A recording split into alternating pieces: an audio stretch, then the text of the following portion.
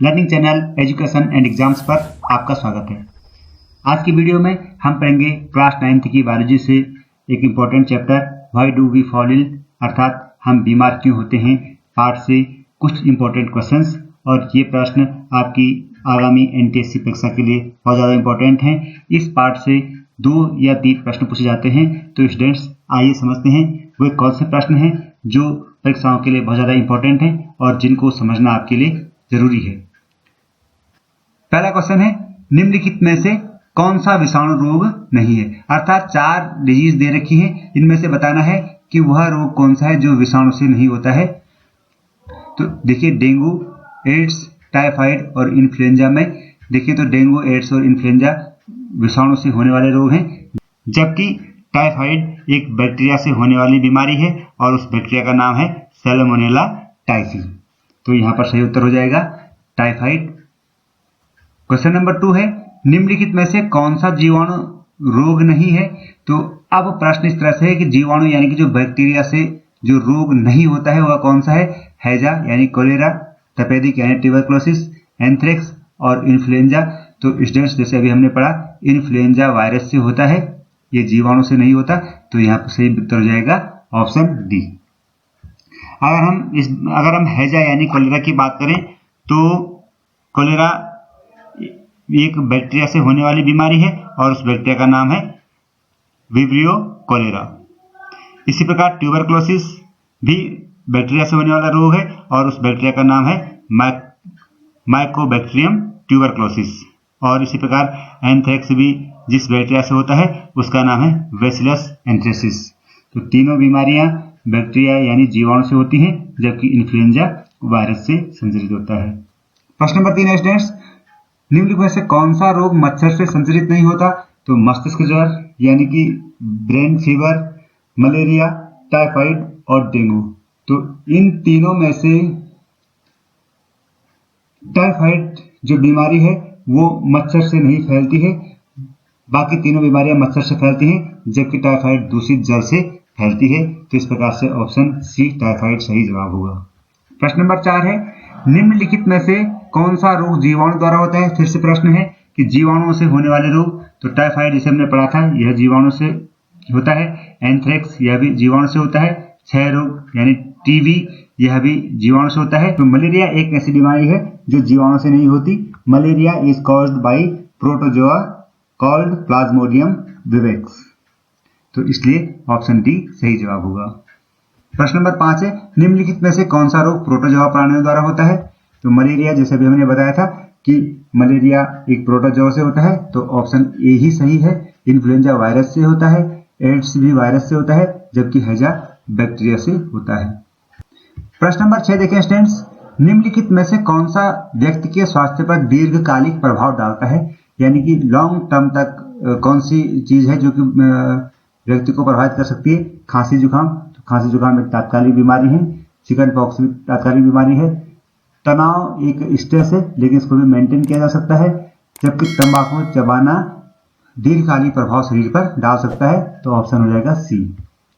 Question number 7 है, निम्नलिखित में से कौन सा संक्रमित व्यक्ति आपके संपर्क में आने पर आपको बीमार कर सकता है, यानी कि जो संक्रमित बीमारी से ग्रसित व्यक्ति है वह कौन सा है। देखो उच्च रक्तचाप यह संक्रमित बीमारी नहीं है। आनुवांशिक असामान्यता यह भी संक्रामक बीमारी नहीं है। छींक और रुधिर कैंसर, तो सही जवाब होगा छींक, क्योंकि छींक ही एक ऐसी बीमारी है जो संक्रमित हो सकती है एक दूसरे में। बाकी इन तीनों में से बाकी तीनों संक्रमित होने वाली बीमारी नहीं है। प्रश्न नंबर 8, निम्नलिखित में से किसके द्वारा एड्स नहीं फैलता है। लैंगिक संसर्ग, गले मिलना, स्तनपान या रक्तदान, यानी कि सेक्सुअल कांटेक्ट से एड्स फैल सकता है,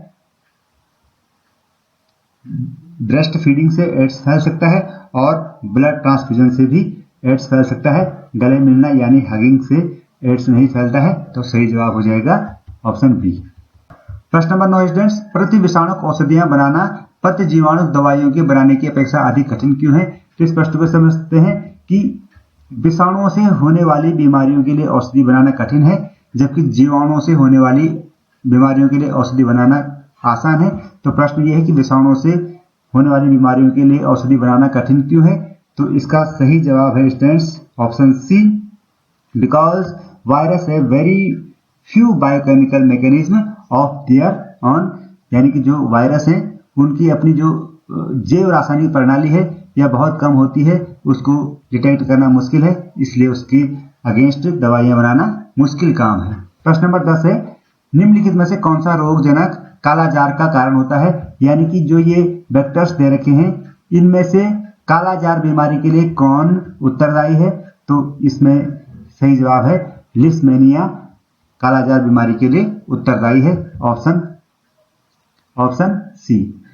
प्रश्न नंबर 11 है स्टूडेंट्स, यदि आप छोटे से भीड़ भाड़ वाले तथा कम हवादार घर में रहते हैं तो आपको निम्नलिखित में से कौन से रोग होने की संभावना हो सकती है? कैंसर, ये सही नहीं है, एड्स, ये भी सही नहीं है, और हैजा भी सही नहीं है। इसमें हो सकते हैं इसमें संभावना होगी वायुवाहित रोग यानी एयरबोर्न डिजीज होने की। प्रश्न नंबर 12 देखते हैं, निम्नलिखित में से कौन सी बीमारी मच्छर द्वारा नहीं फैलती?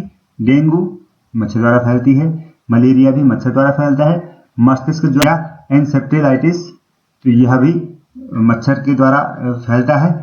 तो यहाँ पर ऑप्शन डी है निमोनिया, तो निमोनिया मच्छर के द्वारा नहीं फैलता बल्कि यह फैलता है हवा के द्वारा, तो सही जवाब हो जाएगा ऑप्शन डी।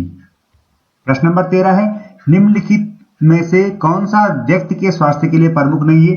एक स्वच्छ स्थान में रहना, अच्छी आर्थिक स्थिति, सामाजिक समानता मेल जोल की भावना, एक बड़े और सुरक्षित भवन में रहना।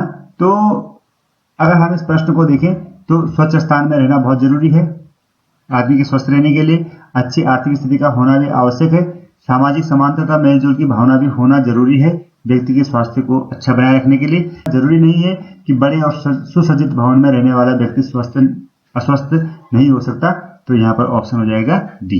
प्रश्न नंबर 14, निम्नलिखित में से गलत कथन का चयन कीजिए। पहला कथन है उच्च रक्तदाब अधिक वजन व व्यायाम के न करने के कारण होता है, तो सही है। आनुवांशिक अपसामान्यता के कारण कैंसर होता है, यह क्वेश्चन भी बिल्कुल सही है।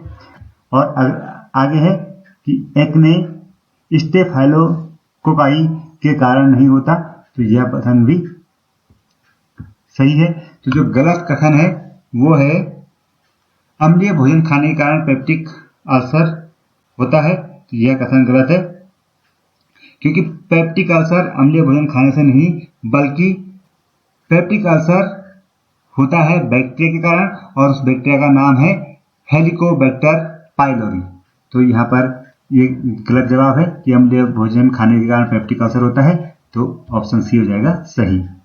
प्रश्न नंबर 15 है, हमें अपने वातावरण में मच्छरों के प्रजनन को रोकना चाहिए क्योंकि वे बहुत तीव्र गति से गुणन करते हैं और प्रदूषण फैलाते हैं, बहुत सी बीमारियों के रोगवाहक हैं, काटते हैं और त्वचा की बीमारियों के कारण बनते हैं और विशेष कीट नहीं है। तो इसमें ऑप्शन बी सही है क्योंकि वह बहुत सी बीमारियों के रोगाणुओं के वाहक होते हैं। प्रश्न नंबर 16, आप अपने शहर में पोलियो उन्मूलन कार्यक्रम के बारे में जागरूक हैं, इसके लिए बच्चों का टीकाकरण किया जाता है क्योंकि टीकाकरण पोलियो फैलाने वाले सूक्ष्म जीवों को नष्ट कर देते हैं, पोलियो फैलाने वाले जीवों का प्रवेश रोक देते हैं, यह शरीर में रोग प्रतिरोधकता को उत्पन्न करता है और उपरोक्त सभी।